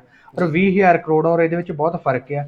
ਇਹ ਪਤਾ ਨਹੀਂ ਹੁਣ ਮਤਲਬ ਕਿ ਕਿਵੇਂ, ਇਹੀ ਅਸੀਂ ਇਹ ਸ਼ੁਰੂ ਆਪਣੀ ਡਿਸਕਸ਼ਨ ਹੋਈ ਸੀ, ਮੇਰਾ ਫਸਟ ਪੁਆਇੰਟ ਇਹ ਸੀ ਕਿ ਅਨਾਉਂਸਮੈਂਟਸ ਤਾਂ ਹੈ ਆ, ਇਹਨੂੰ ਅਨਾਉਂਸਮੈਂਟਸ ਨੂੰ ਇੰਪਲੀਮੈਂਟ ਕਰਨ ਵਾਸਤੇ ਰਿਸੋਰਸਿਸ ਕਿਵੇਂ ਚੈਨਲਾਈਜ਼ ਕਰਨਗੇ, ਕਿੱਥੋਂ ਮੋਬਿਲਾਈਜ਼ ਕਰਨਗੇ, ਉਹਦੇ ਬਾਰੇ ਗਵਰਨਮੈਂਟ ਕੋਲੇ ਕੋਈ ਡਿਟੇਲ ਸਟਰਕਚਰ ਨਹੀਂ ਹੈਗਾ ਕਿ ਇਹ ਗਰੰਟੀ ਆ ਜਾਂ ਇਹ ਅਨਾਉਂਸਮੈਂਟ ਹੈ ਇਹਦੇ ਲਈ ਇੰਨੇ ਰਿਸੋਰਸਿਸ ਆ ਔਰ ਇਹ ਸਾਡਾ ਮਤਲਬ ਜਿਹੜੇ ਜਿੱਥੋਂ ਅਸੀਂ ਮੋਬਿਲਾਈਜ਼ ਕਰ ਰਹੇ ਆ ਸਾਡੇ ਇਹ ਸੋਰਸਿਸ ਆ, ਉਹਦੇ ਬਾਰੇ ਕੋਈ ਵੀ ਗੱਲ ਨਹੀਂ ਕਲੀਅਰ ਕੱਟ ਬਜਟ ਵਿੱਚ ਆਈ। ਈਵਨ ਮੇਰਾ ਉਹਦੇ ਤੋਂ ਬਿਨਾਂ ਵੀ ਇੱਕ ਜਿਹੜਾ ਮੈਂ ਬਾਰ-ਬਾਰ ਹਾਈਲਾਈਟ ਕਰ ਰਿਹਾ ਕਿ ਜਿਹੜਾ ਹੁਣ ਇਹਨਾਂ GST ਕੰਪਨਸੇਸ਼ਨ ਨੇ ਹੋਰ ਜ਼ਿਆਦਾ ਇਹਨਾਂ ਵਾਸਤੇ ਪ੍ਰੋਬਲਮ ਕਰਨੀ ਇਸ ਗਵਰਨਮੈਂਟ ਵਾਸਤੇ, ਉਹ ਇੱਕ ਨਵਾਂ 14-15,000 ਕਰੋੜ ਰੁਪਏ ਦਾ ਇਹਨਾਂ ਵਾਸਤੇ ਡੈਫਿਸਿਟ ਆਉਣਾ, ਉਹ ਪਲੱਸ ਆਲਰੇਡੀ ਸਾਡੀਆਂ ਜਿਹੜਾ ਡੈਟ ਸਰਵਿਸਿਜ਼ ਆ ਉਹ ਮਹਿੰਗੀਆਂ ਹੋ ਜਾਣੇ ਕਿਉਂਕਿ ਰੇਟ ਆਫ ਇੰਟਰਸਟ ਵੱਧ ਰਹੇ ਆ, ਡੈਟ ਸਰਵਿਸਿਜ਼ ਵੀ ਮਹਿੰਗੀਆਂ ਹੋ ਰਹੀਆਂ ਨੇ ਸਟੇਟ ਵਾਸਤੇ। ਜਿਹੜਾ ਆ ਡੈਟ, ਇੰਨੇ ਡੈਟ ਨਾਲ ਔਰ ਜਿਵੇਂ ਸਲੋ ਔਰ ਆਪਣਾ ਮਤਲਬ ਇਕੋਨਮੀ ਵਿੱਚ ਬਹੁਤ ਜ਼ਿਆਦਾ ਇੰਡਸਟਰੀ ਨਹੀਂ ਹੈਗੀ ਜਿੱਥੋਂ ਤੁਹਾਡੇ ਟੈਕਸਿਸ ਬਹੁਤ ਵੱਧ ਸਕਣ, ਜਾਂ ਐਗਰੀਕਲਚਰ ਆਪਣਾ ਮੇਜਰ ਜਿਹੜਾ 24-25% ਐਗਰੀਕਲਚਰ ਆ ਉੱਥੇ ਆਪਣੇ ਟੈਕਸਿਸ ਹੀ ਨਹੀਂ ਹੈਗੇ। ਠੀਕ ਹੈ ਨਾ, ਇਸ ਕਰਕੇ ਸਟੇਟ ਕਿੱਥੋਂ ਰਿਸੋਰਸ ਮੋਬਿਲਾਈਜ਼ ਕਰੇਗੀ? ਇਹ ਕਹਿ ਦੇਣਾ ਕਿ 20,000 ਕਰੋੜ ਰੁਪਇਆ ਇੱਥੋਂ ਆ ਜਾਏਗਾ ਮਾਈਨਿੰਗ ਤੋਂ, ਲੇਕਿਨ ਉਹ ਅਜੇ ਤਾਂ ਅਨਾਉਂਸ ਤਾਂ ਕੋਈ ਬਜਟ ਵਿੱਚ ਕੀਤਾ ਨਹੀਂ ਕਿ ਅਸੀਂ ਇਹ ਲੈ ਕੇ ਆ ਰਹੇ ਹਾਂ, ਇਹ ਸਾਡਾ ਅਸੀਂ ਇੱਥੋਂ ਤੋਂ ਮਾਈਨਿੰਗ ਵਿੱਚੋਂ ਆ ਸਾਡੇ ਕੰਪੋਨੈਂਟਸ ਆ, ਸਰ ਅਸੀਂ ਲਿਆ ਰਹੇ ਹਾਂ, ਕੁਝ ਨਹੀਂ ਉਹਦੇ ਬਾਰੇ ਐਕਸਾਈਜ਼ ਦੇ ਗੱਲਬਾਤ। ਵਿੱਚੋਂ ਦੱਸ ਰਹੇ ਨੇ ਸਾਨੂੰ, ਐਕਸਾਈਜ਼ ਤੋਂ ਬੜਾ ਰੈਵਨਿਊ ਜ਼ਿਆਦਾ, ਬਹੁਤ ਜ਼ਿਆਦਾ ਵੱਧ ਜਾਏਗਾ ਸਾਡਾ ਰੈਵਨਿਊ, ਤਾਂ ਐਕਸਾਈਜ਼ ਦੀ ਸਿਰਫ ਗੱਲ ਕਰੀ ਜਾ ਰਹੇ ਨੇ ਜੀ। ਕਿੰਨਾ ਵੱਧ ਜਾਏਗਾ ਉਹ ਦੱਸਣ ਤਾਂ ਸਹੀ ਨਾ, ਕਿ ਐਕਸਾਈਜ਼ ਜਿਹੜੀ ਆ ਉਹ ਕੱਲਾ ਸਟੇਟ ਦਾ ਸਾਰਾ ਬਜਟ ਦੇ ਇਕੁਇਲੈਂਟ ਤਾਂ ਨਹੀਂ ਹੋਣ ਜਾ ਰਹੀ। ਜੀ ਉਹਦੇ ਵਾਸਤੇ ਇਹਨਾਂ ਨੂੰ ਇਹ ਦੱਸਣਾ ਪਏਗਾ ਇੰਨਾ ਵੱਧ ਰਿਹਾ। ਮੈਂ ਕਹਿ ਰਿਹਾ ਕਿ ਇੱਕ ਕਲੀਅਰ ਸਟਰਕਚਰ ਹੋਣਾ ਚਾਹੀਦਾ। ਤੁਸੀਂ ਇੱਕ ਘਰ ਵੀ ਚਲਾਉਂਦੇ ਜੇ ਨਾ, ਤੁਹਾਨੂੰ ਖਰਚੇ ਜਦੋਂ ਦੇਖਦੇ ਜੇ ਉਹਦੇ ਪੈਰਲਲ ਤੁਹਾਨੂੰ ਇਨਕਮ ਚਾਹੀਦੀ ਆ। ਔਰ ਇਹ ਤਾਂ ਸਟੇਟ ਆ, ਇੱਥੇ ਕੁਝ ਖਰਚੇ ਜਿਹੜੇ ਆ ਉਹਨਾਂ ਨੂੰ ਤੁਸੀਂ ਨਹੀਂ ਰੋਕ ਸਕਦੇ। ਈਵਨ ਤੁਸੀਂ ਇਹ ਆਂਦੇ, ਇੱਕ ਗਵਰਨਮੈਂਟ ਬਾਰ-ਬਾਰ ਇਹ ਗੱਲ ਕਰ ਰਹੇ ਕਿ ਅਸੀਂ ਜਿਹੜਾ ਵੇਸਟਫੁਲ ਐਕਸਪੈਂਡੀਚਰ ਆ ਉਹ ਘਟਾ ਰਹੇ ਆ। ਵੇਸਟਫੁਲ ਐਕਸਪੈਂਡੀਚਰ ਜਿਹੜਾ ਆ ਉਹ ਕਿਹੜਾ ਵੇਸਟਫੁਲ ਐਕਸਪੈਂਡੀਚਰ ਆ, ਔਰ ਉਹਦੇ ਤੋਂ ਕਿੰਨਾ ਪੈਸੇ ਗਵਰਨਮੈਂਟ ਬਚਾ ਲੇਗੀ ਜੀ। ਠੀਕ ਹੈ, ਉਹ ਵੇਸਟਫੁਲ ਐਕਸਪੈਂਡੀਚਰ ਉਹ ਕਿੰਨੇ ਕੁ ਬਚ ਜਾਣਗੇ। ਕੋਈ ਮੈਨੂੰ ਇਹੋ ਜਿਹਾ ਮੇਜਰ ਪੁਆਇੰਟ ਇਹ ਨਹੀਂ ਦਿਖਿਆ ਕਿ ਜਿੱਥੋਂ ਇਹਨਾਂ ਨੇ ਇਹ ਦੱਸਿਆ ਕਿ ਸਾਡਾ ਜਿਹੜਾ ਆ ਇੰਨੇ ਪੈਸੇ ਇਸ ਤੋਂ ਅਸੀਂ ਜਨਰੇਟ ਕਰ ਰਹੇ ਆ, ਐਕਟੀਵਿਟੀ ਹੈ ਸਾਡੀ ਜਿੱਥੋਂ ਅਸੀਂ ਪੈਸੇ ਜਨਰੇਟ ਕਰਾਂਗੇ। ਡਾਕਟਰ ਸਾਹਿਬ ਇੱਕ ਜਗ੍ਹਾ ਦਿਖਾਉਂਦੇ ਨਜ਼ਰ ਆਏ ਰਹੇ, ਉਹ ਕਹਿੰਦੇ ਇੱਕ ਪੈਨਸ਼ਨ ਤੇ ਇੱਕ ਵਿਧਾਇਕ ਇੱਕ ਪੈਨਸ਼ਨ ਕਰ ਰਿਹਾ, ਸਾਨੂੰ ਬੜਾ ਪੈਸਾ ਬਚੇਗਾ ਉਹਦੇ ਉੱਪਰੋਂ, ਉਹਦੇ ਵਿੱਚ ਹੀ ਬੜੀ ਗੱਲ ਕਰਦੇ ਨਜ਼ਰ 19 ਕਰੋੜ ਕੇ ਕਿੰਨਾ ਦੱਸ ਰਹੇ ਇਹਦੇ ਬਜਟ ਵਿੱਚ ਹੈਗਾ, ਉਹ ਤੋਂ ਬਚ ਰਿਹਾ ਸਰ। ਤੇ ਨਾਲ ਸਰ ਇਹ ਵੀ ਤਾਂ ਸਰ ਵਿੱਤ ਮੰਤਰੀ ਸਾਹਿਬ ਨੇ ਇਹ ਵੀ ਗੱਲ ਕਹੀ ਹੈ ਜੀ, ਅਸੀਂ ਜਿਹੜੇ ਬੇਲੋੜੇ ਖਰਚੇ ਨੇ ਉਹਨਾਂ ਨੂੰ ਕੰਟਰੋਲ ਕਰ ਲੈਣਾ ਸੀ। ਕਹਿੰਦੇ ਬੇਲੋੜਾ ਤਾਂ ਕੋਈ ਖਰਚਾ ਕਰਨਾ ਨਹੀਂ ਸੀ, ਖਜ਼ਾਨੇ ਤਾਂ ਕੋਈ ਵਜਨ ਪੈਣ ਹੀ ਨਹੀਂ ਦੇਣਾ ਹੈਗਾ, ਇਹ ਵੀ ਗੱਲ ਕਹਿੰਦੇ ਨਜ਼ਰ ਆਏ ਨੇਗੇ। ਲੇਕਿਨ ਦੂਸਰੇ ਪਾਸੇ ਹੁਣ ਜੇ ਆਪਾਂ ਦਰਸ਼ਕਾਂ ਨੂੰ ਦੱਸਦੇ, ਜੋ ਆਰਟੀਆਈਆਂ ਪਈਆਂ ਨੇ ਜਿਸ ਦੇ ਮੁਤਾਬਕ ਲੱਖਾਂ ਰੁਪਏ ਮੁੱਖ ਮੰਤਰੀ ਸਾਹਿਬ ਸਿਰਫ ਔਰ ਸਿਰਫ ਆਪਣੇ ਹਵਾਈ ਖਰਚੇ ਤੇ ਕਰਦੇ ਰਹੇ ਨੇ, ਜਿੱਥੇ 55 ਲੱਖ ਰੁਪਇਆ ਸਿਰਫ 2 ਦਿਨ ਦੇ ਵਿੱਚ ਉੱਡਿਆ ਸੀ ਜਦੋਂ ਇਹਨਾਂ ਨੇ ਸਹੁੰ ਚੁੱਕ ਸਮਾਗਮ ਸੀਗਾ। ਤੇ ਨਾਲ ਹੀ ਨਾਲ ਆਪਾਂ ਗੱਲ ਜੇਕਰ ਕਰੀਏ ਐਡਵਰਟਾਈਜ਼ਮੈਂਟ ਦੀ, ਲੱਖਾਂ ਕਰੋੜਾਂ ਰੁਪਇਆ ਉਡਾਇਆ ਐਡਵਰਟਾਈਜ਼ਮੈਂਟ ਦੇ ਉੱਪਰ ਸਰਕਾਰ ਨੇ। ਕਿ ਉਹ ਖਜ਼ਾਨੇ ਦੇ ਉੱਪਰ ਬੇਲੋੜਾ ਬੋਝ ਨਹੀਂ ਸੀ ਕਿ ਉਹ ਵਿੱਤ ਮੰਤਰੀ ਸਾਹਿਬ ਨੂੰ ਨਹੀਂ ਪਤਾ ਜੀ ਅੱਜ, ਕਿਉਂਕਿ ਉਹਨੇ ਸਪੈਸ਼ਲੀ ਆਪਣੀ ਬਰੀਫਿੰਗ ਦੇ ਵਿੱਚ ਇਹ ਗੱਲ ਕਹੀ ਹੈ ਵੀ ਅਸੀਂ ਬੇਲੋੜਾ ਖਰਚਾ ਘਟਾਵਾਂਗੇ। ਡਾਕਟਰ ਸਾਹਿਬ ਕੀ ਇਹ ਬੇਲੋੜੇ ਖਰਚੇ ਨਹੀਂ ਸੀ ਜੋ ਰੋਕੇ ਜਾ ਸਕਦੇ ਸੀ? ਮੈਂ ਕਹਿ ਹਾਂਜੀ ਬਿਲਕੁਲ ਜੀ। ਹੁਣ ਬੇਲੋੜੇ ਖਰਚੇ ਤਾਂ ਡਿਫਾਈਨ ਕਰਨੇ ਪੈਣਗੇ ਕਿ ਬੇਲੋੜੇ ਖਰਚੇ ਕਿਹਨੂੰ ਉਹ ਕਹਿ ਰਹੇ ਆ। ਬੇਲੋੜਾ ਖਰਚੇ ਵਿੱਚ ਇਹਨੂੰ ਇਨਕਲੂਡ ਕਰਦੇ ਐਡਵਰਟੀਜ਼ਮੈਂਟ ਜਾਂ ਜਿਹੜਾ ਆਪਣੀ ਮਤਲਬ ਹੋਰ ਹਵਾਈ ਉਡਾਨ ਜਾਂ ਇਹਨਾਂ ਤੇ, ਕਿ ਕਿਹੜੇ ਕਿਹੜੇ ਖਰਚੇ ਘਟਾ ਸਕਦੇ ਆ ਬੇਲੋੜੇ ਖਰਚੇ। ਬੇਲੋੜੇ ਖਰਚੇ ਤਾਂ ਘਟਾਉਣ ਤਾਂ ਇਹ ਸਾਰੀਆਂ ਚੀਜ਼ਾਂ ਉਹਦੇ 'ਚ ਇਨਕਲੂਡ ਕਰਨੀਆਂ ਚਾਹੀਦੀਆਂ ਨੇ ਆਪਾਂ ਨੂੰ, ਕਿਉਂਕਿ ਜਦੋਂ ਵੀ ਬੇਲੋੜੇ ਦੀ ਗੱਲ ਕਰਦੇ ਆ, ਜਦ ਤੱਕ ਸਾਨੂੰ ਇਹ ਕਲੈਰਿਟੀ ਨਹੀਂ ਹੈਗੀ, ਇਹ ਵੀ ਕੋਈ ਗੱਲ ਨਹੀਂ ਕੀਤੀ ਕਿ ਕਿਹੜੀ ਚੀਜ਼ ਦਾ ਬੇਲੋੜਾ ਖਰਚਾ ਕਿੰਨਾ ਕਿੱਥੇ ਹੋ ਰਿਹਾ, ਉਹ ਵੀ ਇੱਕ ਜਾਂ ਤਾਂ ਡਿਫਾਈਨ ਕਰਦੇ ਨੇ ਕਿ ਇੰਨਾ ਬੇਲੋੜਾ ਖਰਚਾ ਇੱਧਰ ਜਾ ਰਿਹਾ ਆ, ਅਸੀਂ ਉਹਦੇ ਤੋਂ ਇੰਨਾ ਕੱਟ ਕਰ ਦਾਂਗੇ, ਇਹ ਸਾਡੀਆਂ ਸੇਵਿੰਗ ਹੋ ਜਾਏ। ਜਿਵੇਂ ਮੰਨ ਲਓ ਇਹਨਾਂ ਨੇ ਪੈਨਸ਼ਨ ਸਕੀਮ ਵਾਲੀ ਗੱਲ ਕੀਤੀ ਆ, ਉਹਦੇ 'ਚ ਇੱਕ ਪਰਟੀਕੂਲਰ ਇਹ ਤਾਂ ਦੱਸਿਆ ਨਾ ਕਿ ਅਸੀਂ ਇੰਨੀ ਸੇਵਿੰਗ ਕਰ ਰਹੇ ਹਾਂ। ਬਾਕੀ ਬੇਲੋੜੇ ਖਰਚੇ ਕਿੱਥੇ ਆ, ਉਹ ਵੀ ਬਹੁਤ ਸਮਾਲ ਅਮਾਊਂਟ ਆ, ਉਹਦੇ ਨਾਲ ਕੋਈ ਸਟੇਟ ਤੇ ਚਲੋ ਪੋਜ਼ਿਟਿਵ ਇੰਪੈਕਟ ਤਾਂ ਪਏਗਾ, ਕੁਝ ਵੀ ਆ ਰਿਹਾ ਉਹਦੇ ਨਾਲ ਪੋਜ਼ਿਟਿਵ ਇੰਪੈਕਟ, ਪਰ ਜਿੰਨਾ ਸਟੇਟ ਦੇ ਬਜਟ ਦਾ ਸਾਈਜ਼ ਆ ਉਹਦੇ ਲਈ ਕਿੰਨਾ ਕੁ ਕੰਟਰੀਬਿਊਟ ਕਰ ਪਾਉਣਗੇ ਜਿਹੜੀਆਂ ਆਪਣਾ ਵੇਸਟਫੁਲ ਐਕਸਪੈਂਡੀਚਰ ਰਿਡਿਊਸ ਕਰਕੇ, ਉਹ ਦੇਖਣਾ ਹੋਏਗਾ। ਮੇਰਾ ਬਾਰ-ਬਾਰ ਇਹ ਕੁਐਸਚਨ ਆ ਰਿਹਾ ਕਿ ਇਹਨਾਂ ਨੂੰ ਜਦ ਤੱਕ ਰਿਸੋਰਸ ਮੋਬਿਲਾਈਜੇਸ਼ਨ ਇਨਕਰੀਜ਼ ਨਾ ਕੀਤੀ ਗਈ, ਇਹ ਅਨਾਉਂਸਮੈਂਟਸ ਹੀ ਨਾ, ਬਹੁਤੀਆਂ ਅਨਾਉਂਸਮੈਂਟਸ ਹੀ ਰਹਿ ਜਾਣਗੀਆਂ, ਕਿਉਂਕਿ ਪੈਸੇ ਚਾਹੀਦੇ ਕਿਸੇ ਵੀ ਚੀਜ਼ ਨੂੰ ਇੰਪਲੀਮੈਂਟ ਕਰਨ ਵਾਸਤੇ। ਉਹ ਪੈਸੇ ਕਿੱਥੋਂ ਆਉਣਗੇ ਉਹਦੇ ਬਾਰੇ ਆਪਾਂ ਨੂੰ ਜ਼ਿਆਦਾ ਡਿਸਕਸ ਕਰਨਾ ਚਾਹੀਦਾ। ਪੰਜਾਬ ਔਰ ਦਿੱਲੀ ਮਾਡਲ ਦਾ ਬਹੁਤ ਜ਼ਿਆਦਾ ਫਰਕ ਹੈ। ਪੰਜਾਬ ਵਿੱਚ ਇੱਕ ਐਗਰੇਰੀਅਨ ਸਟੇਟ ਹੈ, ਇੱਕ ਅਲੱਗ ਤਰ੍ਹਾਂ ਦਾ ਸੈੱਟ ਆਫ ਪ੍ਰੋਬਲਮਸ ਆ। ਜਦੋਂ ਤੱਕ ਤੁਸੀਂ ਪੰਜਾਬ ਨੂੰ ਪੰਜਾਬ ਦੇ ਹਿਸਾਬ ਨਾਲ ਨਾ ਦੇਖੋਗੇ, ਅਸੀਂ ਕੋਈ ਵੀ ਇੱਥੇ ਮਾਡਲ ਇੰਪਲੀਮੈਂਟ ਨਹੀਂ ਕਰਕੇ ਇਹਨੂੰ ਖੁਸ਼ਹਾਲ ਬਣਾ ਸਕਦੇ। ਸਾਡਾ ਯੂਥ ਜਿਹੜਾ ਆ ਉਹ ਬਹੁਤ ਜ਼ਿਆਦਾ ਬਾਹਰ ਜਾ ਰਿਹਾ। ਕਿਉਂ ਬਾਹਰ ਜਾ ਰਿਹਾ? ਇਸ ਲਈ ਨਹੀਂ ਉਹ ਬਾਹਰ ਜਾ ਰਿਹਾ ਕਿ ਉਹਨਾਂ ਨੂੰ ਬਹੁਤ ਸ਼ੌਂਕ ਆ, ਇਸ ਲਈ ਜਿਹਨੂੰ ਇੱਥੋਂ ਦੇ ਹਾਲਾਤ ਦੇਖਦੇ ਆ ਉਹਨਾਂ ਨੂੰ ਅੱਗੇ ਕੋਈ ਫਿਊਚਰ ਨਹੀਂ ਦਿਖ ਰਿਹਾ। ਇੱਕ ਗਵਰਨਮੈਂਟ ਦਾ ਵੀ ਬਹੁਤ ਵੱਡਾ ਪ੍ਰੋਮਿਸ ਸੀ ਕਿ ਅਸੀਂ ਜਿਹੜੇ ਇੱਥੇ ਐਵੀਨਿਊ ਜਨਰੇਟ ਕਰਾਂਗੇ ਉਹ ਕਿਵੇਂ ਕਰਨਗੇ, ਉਹਦੇ ਬਾਰੇ ਵੀ ਕੋਈ ਬਹੁਤ ਡਿਟੇਲ ਇਹਨਾਂ ਕੋਲ ਨਹੀਂ ਹੈਗੀ ਕਿ ਅਸੀਂ ਉਹ ਮਾਈਗ੍ਰੇਸ਼ਨ ਯੂਥ ਰੋਕਾਂ। ਅੱਜ ਵੀ ਲੋਕ ਜਾ ਰਹੇ ਆ, ਵੱਧ ਰਹੇ ਆ ਲੋਕ, ਕੋਈ ਪਿਛਲੇ 3 ਮਹੀਨਿਆਂ ਵਿੱਚ ਵੀ ਦੇਖਿਆ ਜਾਵੇ ਲੋਕ ਘਟੇ ਨਹੀਂ ਹੈਗੇ, ਬੱਚੇ ਕੰਟੀਨਿਊਸਲੀ ਜਾ ਰਹੇ। ਜਿਹੜੀ ਸਾਡੀ ਬ੍ਰੇਨ ਡਰੇਨ ਆ ਉਹ ਬਹੁਤ ਇੱਕ ਸੀਰੀਅਸ ਚੈਲੰਜ ਹੈ, ਉਹਨੂੰ ਕਿਵੇਂ ਰੋਕਿਆ ਜਾਵੇ ਉਹਦੇ ਤੇ ਵੀ ਗੱਲ ਕਰਨੀ ਚਾਹੀਦੀ ਹੈ। ਉਹ ਸਿਰਫ ਇੰਪਲੋਇਮੈਂਟ ਜਨਰੇਟ ਕਰਕੇ ਹੀ ਕੀਤੀ ਜਾ ਸਕਦੀ ਹੈ। ਉਹ ਸਰ ਪਰ ਕਹਿੰਦੇ ਤਾਂ ਨਜ਼ਰ ਆਏ ਨੇ ਵੀ ਮੈਡੀਕਲ ਐਂਡ ਰਿਸਰਚ ਦੇ ਉੱਪਰ ਅਸੀਂ 57% ਦਾ ਵਾਧਾ ਦੇਵਾਂਗੇ ਤਾਂ ਜੋ ਸਾਡਾ ਬ੍ਰੇਨ ਡਰੇਨ ਨਾ ਹੋਵੇ, ਐਜੂਕੇਸ਼ਨ ਦੇ ਵਿੱਚ ਸੁਧਾਰ ਹੋਵੇ ਮੈਡੀਕਲ ਐਜੂਕੇਸ਼ਨ ਦੇ ਲਈ। ਕਿਉਂਕਿ ਯੂਕਰੇਨ ਦੀ ਵੀ ਅੱਜ ਉਹਨਾਂ ਨੇ ਗੱਲ ਕੀਤੀ ਹੈ, ਰਸ਼ੀਆ ਤੇ ਯੂਕਰੇਨ ਦੇ ਵਿਚਕਾਰ ਜੋ ਯੁੱਧ ਹੋਇਆ ਸੀ ਵੀ ਉਹਦੇ ਵਿੱਚ ਸਾਡੇ ਕੁਝ ਉੱਥੇ ਨੌਜਵਾਨ ਜੋ ਪੜ੍ਹਨ ਵਾਸਤੇ ਗਏ ਸੀ, ਸਾਡੀਆਂ ਕੁਝ ਲੜਕੀਆਂ ਜੋ ਉੱਥੇ ਪੜ੍ਹਨ ਵਾਸਤੇ ਗਈਆਂ ਸੀ ਦੇਸ਼ ਦੀਆਂ, ਉਹ ਫਸ ਗਈਆਂ ਸੀ, ਉਹਨੂੰ ਬਚਾਉਣ ਵਾਸਤੇ ਵੀ ਕਹਿੰਦੇ 57% ਦਾ ਵਾਧਾ ਦੇਵਾਂਗੇ। ਅਤੇ ਦੂਸਰੀ ਗੱਲ ਸਰ ਮਹਿਲਾਵਾਂ ਦੇ 1000 ਰੁਪਏ ਤੁਸੀਂ ਪਹਿਲਾਂ ਵੀ ਵੈਸੇ ਗੱਲ ਕੀਤੀ ਡਾਕਟਰ ਸਾਹਿਬ, ਉਹਨਾਂ ਬਾਰੇ ਜੋ ਮੇਨ ਮੰਗ ਸੀ ਸ਼ਾਇਦ ਮਹਿਲਾਵਾਂ ਦੀ, ਜੋ ਮੁੱਦਾ ਅੱਜ ਆਮ ਲੋਕਾਂ ਦੇ ਵਿੱਚ ਸਭ ਤੋਂ ਜ਼ਿਆਦਾ ਮੁੱਦਾ ਗਾ, ਜਦੋਂ ਵੀ ਸ਼ਾਇਦ ਕਿਸੇ ਮੰਤਰੀ ਨੂੰ, ਕਿਸੇ ਵਿਧਾਇਕ ਨੂੰ ਜਾਂ ਕਿਸੇ ਲੀਡਰ ਆਗੂ ਨੂੰ ਸਵਾਲ ਹੁੰਦਾ ਤਾਂ ਸਭ ਤੋਂ ਪਹਿਲਾਂ ਆਈ ਥਿੰਕ ਮੁੱਦਾ ਇਹੀ ਉੱਠਦਾ ਵੀ 1000 ਰੁਪਏ ਕਦੋਂ ਤੋਂ ਮਿਲਣ ਲੱਗੂਗਾ। ਲੇਕਿਨ ਅੱਜ ਇਸ ਮੁੱਦੇ ਦਾ ਇਸ ਬਾਰੇ ਕੋਈ ਗੱਲ ਹੀ ਨਹੀਂ ਹੋਈ ਹੈਗੀ। ਇਹ ਕਿਵੇਂ ਦੇਖ ਰਹੇ ਹੋ ਤੁਸੀਂ? ਨਹੀਂ, ਇਹਦੇ ਬਾਰੇ ਕੋਈ ਗੱਲ ਨਹੀਂ। ਇਹ ਤਾਂ ਬਹੁਤ ਇੰਪੋਰਟੈਂਟ ਔਰ ਹਰ ਜਗ੍ਹਾ ਤੇ ਪੁੱਛਿਆ ਜਾ ਰਿਹਾ। ਜੋ ਤੁਸੀਂ ਕਹਿ ਰਹੇ ਵਿਧਾਇਕ ਆ, ਕੋਈ ਮੰਤਰੀ, ਉਹਨੂੰ ਇਹ ਪੁੱਛਿਆ ਜਾਂਦਾ ਹੈ। ਸਾਰੀ ਜਗ੍ਹਾ ਪੁੱਛ ਰਹੇ ਆ ਲੋਕ, ਔਰ ਲੋਕਾਂ ਨੂੰ ਉਮੀਦ ਸੀ ਖਾਸ ਕਰਕੇ ਫੀਮੇਲਸ ਨੂੰ ਕਿ ਇਸ ਬਜਟ ਵਿੱਚ ਕਿਸੇ ਨਾ ਕਿਸੇ ਫਾਰਮ ਵਿੱਚ ਉਹ ਪ੍ਰੋਵੀਜ਼ਨ ਕਰਨਗੇ, ਪਰ ਉਹਦੇ ਬਾਰੇ ਕੋਈ ਗੱਲ ਨਹੀਂ ਹੋਈ ਜੀ। ਇਹ ਕਹਿ ਕੇ ਛੱਡਿਆ ਗਿਆ ਕਿ ਜਦੋਂ ਸਾਡਾ ਜਿਹੜਾ ਰੈਵਨਿਊ ਕੰਫਰਟੇਬਲ ਹੋਏਗਾ ਅਸੀਂ ਇਹ ਇੰਪਲੀਮੈਂਟ ਕਰ ਦਾਂਗੇ। ਉਹ ਕਦੋਂ ਹੋਏਗਾ ਕੋਈ ਟਾਈਮ ਲਾਈਨ ਨਹੀਂ ਹੈਗੀ ਉਹਦੇ 'ਚ। ਡਾਕਟਰ ਸਾਹਿਬ ਜਿਹੜਾ ਪਿਛਲਾ ਆਪਾਂ ਇਤਿਹਾਸ ਦੇਖ ਲਈਏ ਪੂਰਾ ਪੰਜਾਬ ਸਰਕਾਰ ਦਾ, ਕਦੇ ਕੰਫਰਟੇਬਲ ਹੋਇਆਗਾ ਸਰਕਾਰੀ ਖਜ਼ਾਨਾ ਕਦੇ ਵੀ ਜੀ ਹੁਣ ਤੱਕ, ਜੇ ਤੁਹਾਨੂੰ ਪਤਾ ਹੋਵੇ? ਮੈਂ ਕਹਿ ਰਿਹਾ ਕਿ ਕੰਫਰਟੇਬਲ ਤਾਂ ਜੇ ਲੱਗ ਵੀ ਨਹੀਂ ਰਿਹਾ ਜਿੰਨਾ ਸਾਡਾ ਡੈਟ ਆ ਔਰ ਜਿਹੜੇ ਅੱਗੇ ਹੋਰ ਨਵੇਂ ਬਰਡਨਸ ਆ ਜਾਂ ਸਬਸਿਡੀਜ਼ ਦੀ ਫਾਰਮ ਤੇ ਆ ਰਹੇ ਆ, ਉਹ ਕੰਫਰਟੇਬਲ ਤਾਂ ਹੁਣ ਜਾ ਹੀ ਨਹੀਂ ਰਿਹਾ ਹੈਗੇ ਕਿ ਦੇਖ ਹੀ ਨਹੀਂ ਰਿਹਾ ਕਿ ਤੁਸੀਂ ਇਮੀਡੀਏਟਲੀ ਇਹ ਤੁਹਾਡਾ ਰੈਵਨਿਊ ਕਿਤੋਂ ਆ ਰਿਹਾ ਬਹੁਤ ਮੇਜਰ, ਜਿੱਥੋਂ ਤੁਹਾਨੂੰ ਰਿਲੀਫ ਮਿਲੇਗੀ, ਕਿਤੋਂ ਨਹੀਂ ਲੱਗ ਰਿਹਾ ਅਜੇ ਤਾਂ ਇਸ ਟਾਈਮ ਤੇ। ਤਾਂ ਸਰ ਬਰੀਫਲੀ ਮੈਂ ਤੁਹਾਨੂੰ ਪੁੱਛਾਂ, ਓਵਰਆਲ ਸਾਰੇ ਆਪਾਂ ਵਰਗਾਂ ਨੂੰ ਜੋੜ ਲਈਏ, ਚਾਹੇ ਉਦਯੋਗ ਹੋਵੇ, ਚਾਹੇ ਮਜ਼ਦੂਰ ਤਬਕਾ ਹੋਵੇ, ਚਾਹੇ ਕਿਸਾਨ ਹੋਣ, ਚਾਹੇ ਮੁਲਾਜ਼ਮ ਹੋਣ, ਆਮ ਵਰਗ ਹੋਵੇ, ਮਹਿਲਾਵਾਂ ਹੋਣ, ਜਾਂ ਪੂਰਾ ਆਪਾਂ ਓਵਰਆਲ ਪੰਜਾਬੀਅਤ ਦੀ ਗੱਲ ਕਰੀਏ, ਕਿੰਨਾ ਕੁ ਸਕਸੈਸਫੁਲ ਰਹਿਣ ਵਾਲਾ ਇਹ ਬਜਟ? ਕੀ ਸਰਕਾਰ ਦੇ ਇਸ ਬਜਟ ਤੋਂ ਲੋਕ ਖੁਸ਼ ਹੋਣਗੇ? ਦੇਖੋ, ਇਹਦੇ ਵਿੱਚ ਜੋ ਮੈਂ ਗੱਲ ਕੀਤੀ, ਅਨਾਉਂਸਮੈਂਟਸ ਕੀਤੀਆਂ ਔਰ ਉਹ ਇੰਪਲੀਮੈਂਟੇਸ਼ਨ ਤੋਂ ਬਿਨਾਂ ਤਾਂ ਕੋਈ ਖੁਸ਼ ਨਹੀਂ। ਔਰ ਜਿਹੜਾ ਉਹਨਾਂ ਨੂੰ ਈਵਨ ਅਨਾਉਂਸਮੈਂਟਸ ਵੀ ਆ ਉਹਦੇ ਤੇ ਕੁਝ ਇਹਨਾਂ ਨੇ ਐਲੋਕੇਸ਼ਨ ਕੀਤੀਆਂ ਨੇ, ਉਹ ਬਹੁਤ ਇਨਸਫੀਸ਼ੀਐਂਟ ਆ, ਉਹ ਬਹੁਤ ਘੱਟ ਆ। ਉਹਨਾਂ ਨੂੰ ਇਸ ਕਰਕੇ ਉਹਨਾਂ ਨੂੰ ਦੇਖਦੇ ਹੋਏ ਤਾਂ ਮੈਨੂੰ ਇਹ ਲੱਗ ਨਹੀਂ ਰਿਹਾ ਕਿ ਹਰ ਇੱਕ ਵਰਗ ਜਿਹੜਾ ਆ ਇਹ ਖੁਸ਼ ਹੋਏ। ਸਿਰਫ ਇੱਕ ਆਸਪੈਕਟ ਹੈ ਜਿਹੜਾ ਐਜੂਕੇਸ਼ਨ ਤੇ ਮੈਂ ਬਾਰ-ਬਾਰ ਗੱਲ ਕਰ ਰਿਹਾ ਕਿ ਇਨਫਰਾਸਟ੍ਰਕਚਰ ਤੇ ਐਜੂਕੇਸ਼ਨ ਤੇ ਗੱਲ ਕਰ ਰਹੇ ਕਿ ਅਸੀਂ ਇੰਪਰੂਵ ਕਰਾਂਗੇ।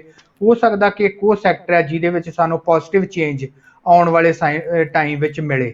ਬਾਕੀ ਤਾਂ ਇੱਕ ਅਜੇ ਕੋਈ ਬਹੁਤ ਜ਼ਿਆਦਾ ਨਹੀਂ ਲੱਗ ਰਿਹਾ ਕਿ ਇਹਨਾਂ ਨੂੰ ਸਾਨੂੰ ਮਤਲਬ ਬਹੁਤ ਮੇਜਰ ਚੇਂਜ ਆਏਗੀ ਜਿਵੇਂ ਅਸੀਂ ਐਕਸਪੈਕਟ ਕਰ ਰਹੇ, ਜਿਵੇਂ ਅਨਾਉਂਸਮੈਂਟ ਸੀ, ਜਿਵੇਂ ਕਿਹਾ ਜਾਂਦਾ ਹੈ ਕਿ ਨਵਾਂ ਪੰਜਾਬ ਮਤਲਬ ਸਿਰਜਿਆ ਜਾਏਗਾ, ਉਸ ਤਰ੍ਹਾਂ ਦੀ ਕੋਈ ਬਹੁਤ ਮੇਜਰ ਚੇਂਜ ਨਹੀਂ ਆਏਗੀ। ਬਾਕੀ ਇੱਕ ਟਾਈਮ ਆ, 1 ਸਾਲ ਦਾ ਬਜਟ ਆ, ਹੁਣ ਦੇਖੋ ਮਤਲਬ ਕੀ ਚੇਂਜਸ ਲੈ ਆਉਂਦੇ ਉਸ ਵਿੱਚ। ਪਰ ਅਜੇ ਤੱਕ ਦੇ ਪ੍ਰੈਜ਼ੈਂਟ ਸਿਨੈਰੀਓ ਨੂੰ ਦੇਖਦੇ ਹੋਏ ਤਾਂ ਕੁਝ ਲੱਗ ਨਹੀਂ ਰਿਹਾ ਮੇਜਰ ਚੇਂਜ। ਜੀ ਬਿਲਕੁਲ ਸਰ, ਜੇ ਆਪਾਂ ਓਵਰਆਲ ਦੇਖੀਏ ਵੀ ਅਜੇ ਤੱਕ, ਕਿਉਂਕਿ ਇਹਨਾਂ ਨੇ ਟੈਕਸਿਸ ਦੀ ਗੱਲ ਕੀਤੀ ਸੀ, ਰੈਵਨਿਊ ਜਿਵੇਂ ਤੁਸੀਂ ਬਾਰ-ਬਾਰ ਕਹਿ ਰਹੇ ਹੋ ਵੀ ਜਿੰਨਾ ਤੱਕ ਰੈਵਨਿਊ ਜਨਰੇਟ ਨਹੀਂ ਹੋਏਗਾ ਤਾਂ ਸਰਕਾਰ ਕਦੇ ਵੀ ਆਪਣੇ ਜੋ ਨੀਤੀਆਂ ਨੇ ਉਹਨਾਂ ਨੂੰ ਇੰਪਲੀਮੈਂਟ ਨਹੀਂ ਕਰ ਸਕਦੇ। ਤੇ ਟੈਕਸਿਸ ਦੀ ਗੱਲ ਕਰੀਏ ਤਾਂ 1% ਦਾ ਟੈਕਸ ਕਿਸੇ ਵੀ ਮਾਮਲੇ ਉੱਪਰ ਪੰਜਾਬ ਦੇ ਵਿੱਚ ਨਵਾਂ ਟੈਕਸ ਨਹੀਂ ਲਗਾਏਗਾ, ਜਿਸ ਤੋਂ ਰੈਵਨਿਊ ਤਾਂ ਪ੍ਰੋਬਲਮ ਆਏਗੀ। ਬਿਲਕੁਲ ਸਰਕਾਰ ਦੀਆਂ ਚਿੰਤਾਵਾਂ ਆਉਣ ਵਾਲੇ ਸਮੇਂ ਵਧਣਗੇ। ਜਿਵੇਂ ਡਾਕਟਰ ਸਾਹਿਬ ਤੁਸੀਂ ਦੱਸਿਆ ਜੀ ਵੀ ਹੋ ਸਕਦਾ ਇਹ ਅਨਾਉਂਸਮੈਂਟ ਕਿਤੇ ਅਨਾਉਂਸਮੈਂਟ ਹੀ ਨਾ ਰਹਿ ਜਾਣ, ਜਿਵੇਂ ਕਿ ਇਲੈਕਸ਼ਨ ਤੋਂ ਪਹਿਲਾਂ ਆਮ ਤੌਰ ਤੇ ਆਮ ਪਾਰਟੀਆਂ ਦੇ, ਰਾਜਨੀਤਿਕ ਪਾਰਟੀਆਂ ਦੇ ਅਨਾਉਂਸਮੈਂਟ ਹੀ ਰਹਿ ਜਾਂਦੇ ਨੇ। ਸੋ ਡਾਕਟਰ ਸਾਹਿਬ ਤੁਸੀਂ ਗੱਲਬਾਤ ਕਰਨ ਦੇ ਲਈ, ਬਜਟ ਦੇ ਉੱਪਰ ਵਿਸਥਾਰ ਦੇ ਨਾਲ ਚਰਚਾ ਕਰਨ ਦੇ ਲਈ, ਬਜਟ ਲੋਕਾਂ ਲਈ ਕਿੰਨਾ ਕੁ ਪਲੀਜ਼ੈਂਟ ਹੋਵੇਗਾ, ਕਿੰਨੀ ਕੁ ਖੁਸ਼ੀ ਦੇਵੇਗਾ, ਇਹ ਸਭ ਚਰਚਾ ਕਰਨ ਦੇ ਲਈ ਸਾਡੇ ਨਾਲ ਜੁੜੇ ਉਹਦੇ ਲਈ ਤੁਹਾਡਾ ਬਹੁਤ ਧੰਨਵਾਦ। ਧੰਨਵਾਦ ਜੀ ਬਹੁਤ। ਸੋ ਇਹ ਸਨ ਡਾਕਟਰ ਜਤਿੰਦਰ ਸਿੰਘ ਜੀ, ਉੱਘੇ ਅਰਥ ਸ਼ਾਸਤਰੀ, ਜਿਨ੍ਹਾਂ ਦੇ ਵੱਲੋਂ ਬਜਟ ਦੇ ਉੱਪਰ ਵਿਸਥਾਰ ਦੇ ਨਾਲ ਚਰਚਾ ਕੀਤੀ ਗਈ ਕਿ ਆਖਰ ਜੋ ਅੱਜ ਇਹ ਬਜਟ ਪੇਸ਼ ਕੀਤਾ ਗਿਆ ਇਹ ਕਿੰਨਾ ਕੁ ਸਕਸੈਸ ਹੋਣ ਵਾਲਾ, ਲੋਕਾਂ ਦੀਆਂ ਉਮੀਦਾਂ ਤੇ ਕਿੰਨਾ ਕੁ ਖਰਾ ਉਤਰਨ ਵਾਲਾ। ਉਦਯੋਗਾਂ ਨੂੰ ਗੱਲ ਉਦਯੋਗਾਂ ਦੀ ਕਰੀਏ, ਗੱਲ ਕਿਸਾਨਾਂ ਦੀ ਕਰੀਏ, ਆਮ ਵਰਗ ਦੀ ਗੱਲ ਕਰੀਏ ਜਾਂ ਫਿਰ ਮੁਲਾਜ਼ਮਾਂ ਦੀ ਗੱਲ ਕਰੀਏ, ਕਿੰਨਾ ਕੁ ਉਹਨਾਂ ਦੇ ਹਿੱਤ ਵਿੱਚ ਰਹੇਗਾ ਕਿ ਲੋਕ ਇਸ ਬਜਟ ਨੂੰ ਪਸੰਦ ਕਰਨਗੇ ਜਾਂ ਨਹੀਂ ਕਰਨਗੇ, ਇਹ ਵੀ ਇੱਕ ਦੇਖਣ ਵਾਲੀ ਗੱਲ ਹੋਏਗੀ। ਸੋ ਤੁਹਾਨੂੰ ਅੱਜ ਦਾ ਪ੍ਰੋਗਰਾਮ ਕਿਸ ਤਰ੍ਹਾਂ ਲੱਗਿਆ ਸਾਨੂੰ ਕਮੈਂਟ ਕਰਕੇ ਜ਼ਰੂਰ ਦੱਸਿਓ। ਅਗਲੇ ਪ੍ਰੋਗਰਾਮ 'ਚ ਫਿਰ ਤੋਂ ਸਾਡੀ ਹੋਏਗੀ ਮੁਲਾਕਾਤ। ਉਦੋਂ ਤੱਕ ਸਾਨੂੰ ਦੇ ਇਜਾਜ਼ਤ। ਧੰਨਵਾਦ।